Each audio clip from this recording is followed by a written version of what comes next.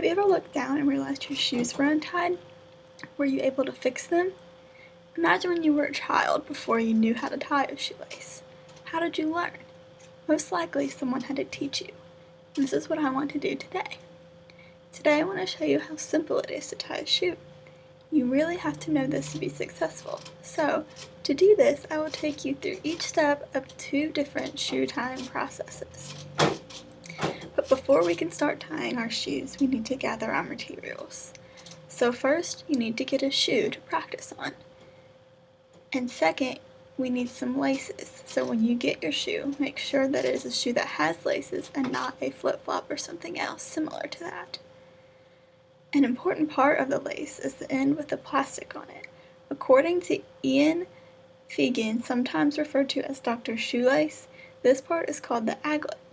It's also important to have the proper type of laces. In an article for National Geographic, David Rees states that beginners should use laces made of cotton rather than slippery synthetics. And the final tool you will need are your hands.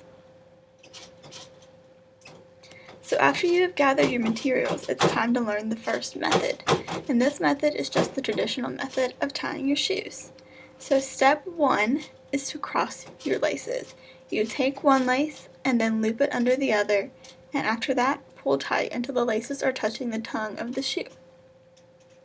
The second step is to tie your knot. Take one lace and make a loop. Then take the other lace and loop it around your fingers and pull it through the new loop you just made. Pull it almost all the way through until it's tight. Now you should have 2 loops and a knot. Step 3 is to double knot your laces.